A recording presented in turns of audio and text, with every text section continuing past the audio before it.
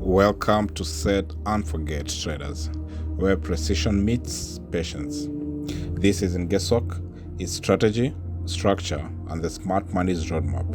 If you're tired of chasing trades, strap in.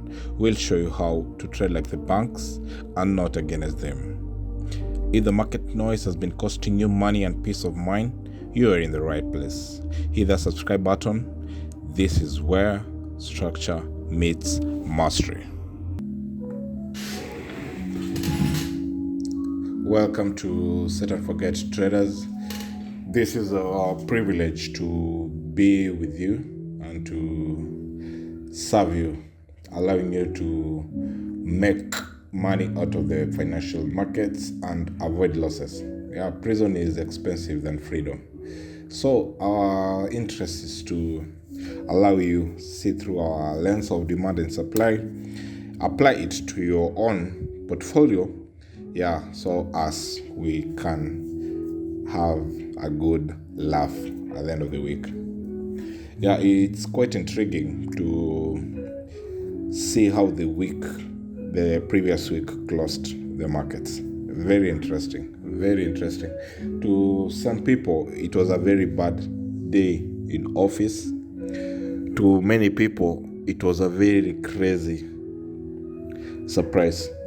Yeah, 200 to 90% of the retail traders, they really had a very crazy day in office. Yeah, anticipating that the week was really bearish, and now it was a time for them to make their last money off the table on Friday, and then the weird thing happened.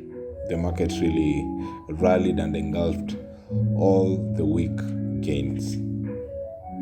Yeah, if you check on the weekly time frame, we're able to see that the market really trade and erased all the week gain, Monday, Tuesday, Wednesday, Thursday, Friday. Yeah, so on Monday, if you didn't enter on Monday, all the gains that the market did were locked out.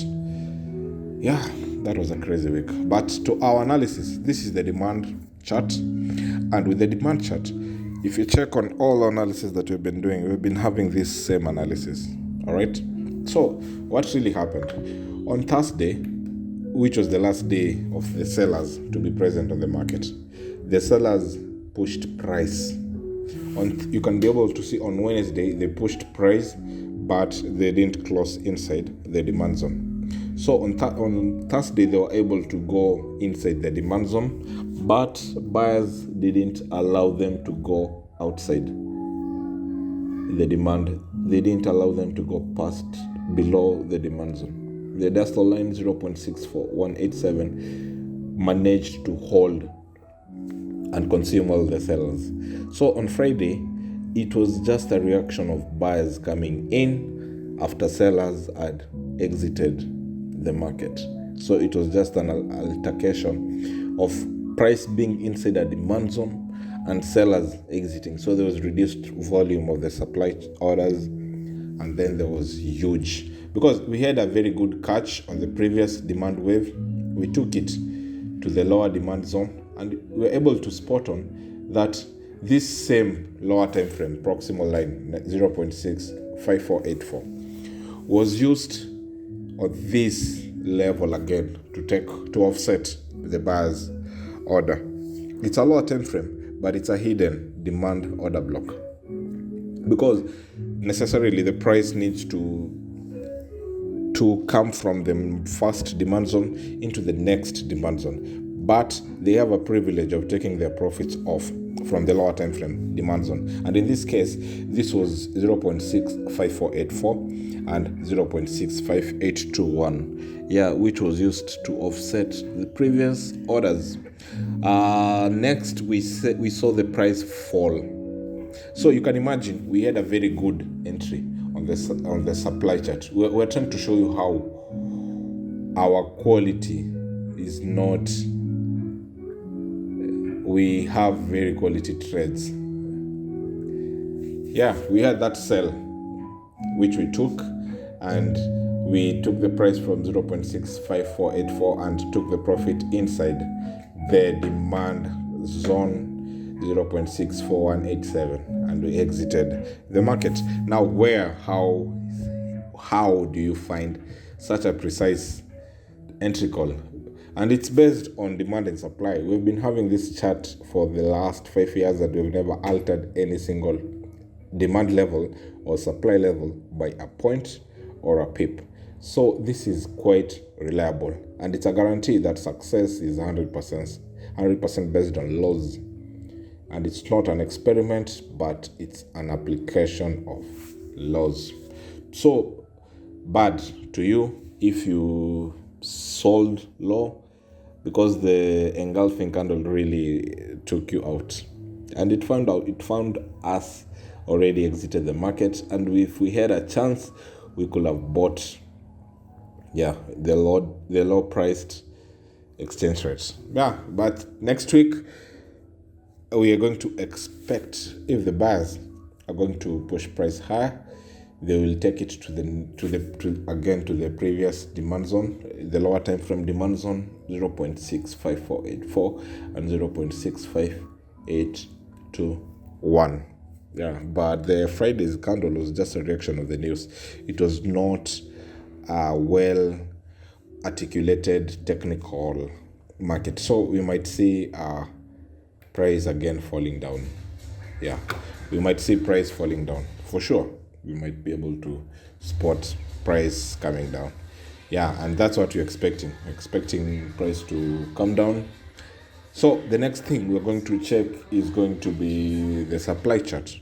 The supply chart is allowing us to know where the sellers are coming in and where the sellers are going to take their profits at. So this is the supply chart. And if the supply chart, you can remember that we had our first supply orders at the supply level 0.65976 being the proximal line, and 0.6626423 being the dashed line.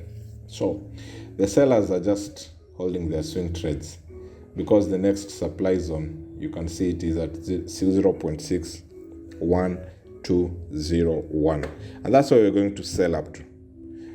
You might ask, why don't we have any supply orders in between the levels? And we're going to tell you that there aren't any supply levels. There aren't any supply levels, only at 0.62925 being the lower time frame proximal, and 0.61940 being the lower time frame diastole line.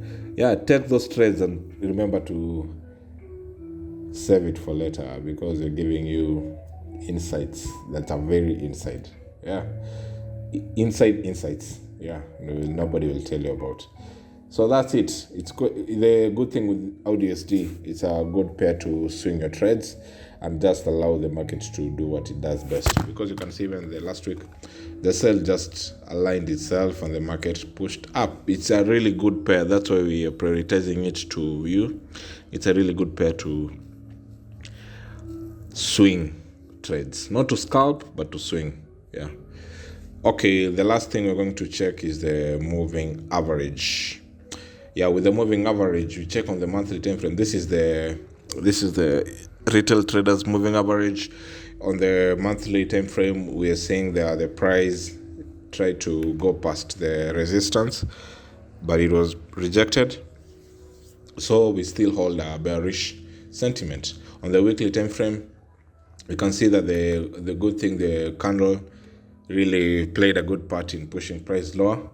0.65207 really helped us in pushing the weekly candle lower, which it did.